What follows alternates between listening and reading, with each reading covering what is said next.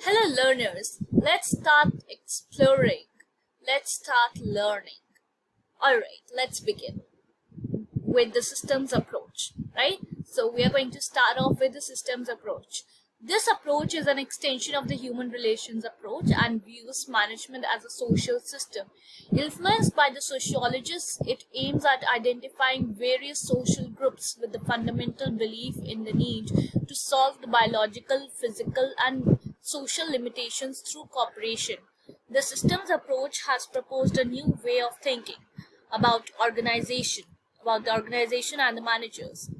The theory proposes that a system has a number of subsystems which are interdependent and each on each other, of which contributes to the unique characteristics of the whole system to achieve a set purpose.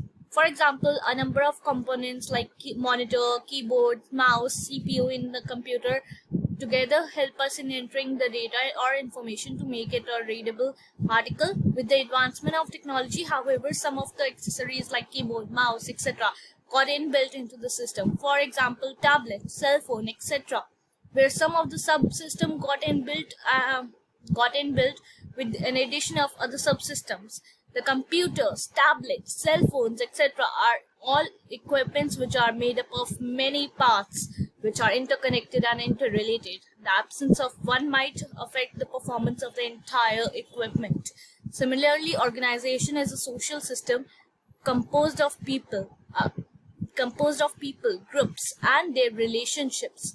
The contribution of the social systems approach thus stresses on the need for understanding the individual, the group, the relationships, and the influence of the informal group or informal organization on the formal organization.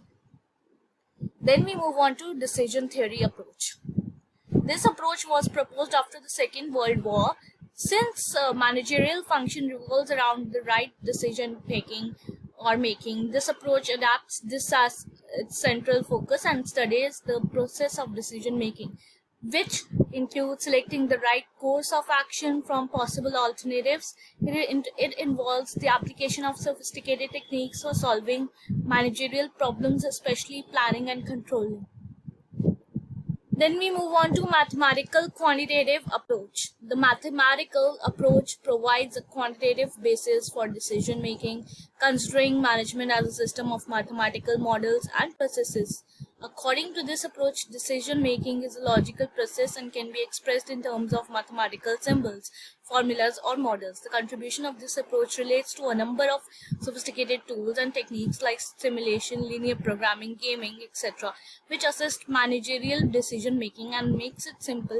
Even in large organizations, currently organizations are using big data and data analytics to handle large volumes of data. Such tools and techniques helps in the data analytics that are being used by the organizations for decision making. Then we move on to the contingency approach.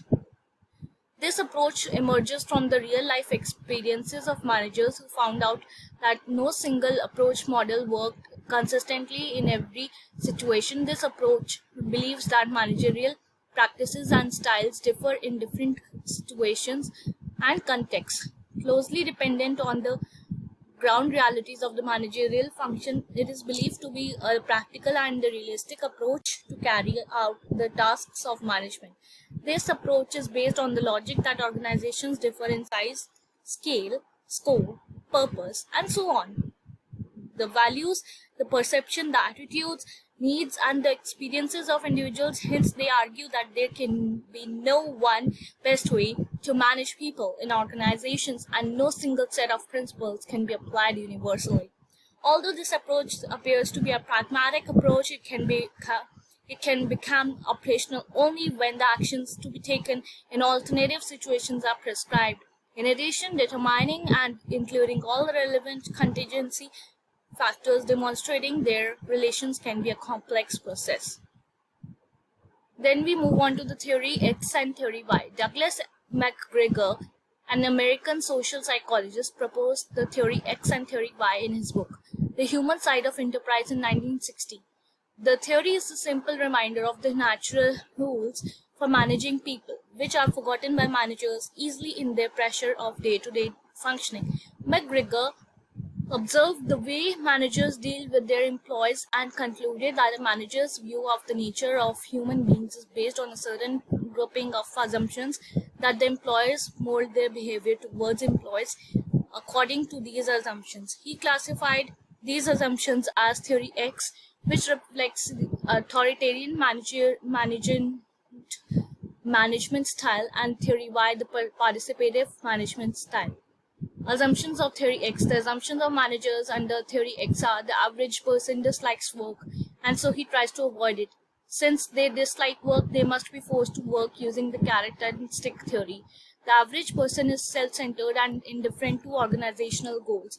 The average person prefers to be directed as he lacks ambition. The average person looks for security and hence resists change. Thus, managers decide, retain their authority, and inform the workers about the work tasks to be done.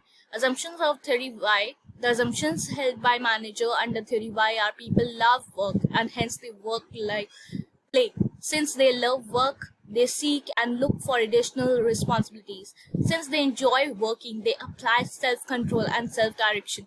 Commitment to objectives is a function of rewards associated with their achievement. Thus, these two theories assume a particular behavior from the employees. William Ouchi, a consultant Japanese by birth and American by training, in his book Theory Z, highlighted how American management can beat the Japanese challenge in 1981.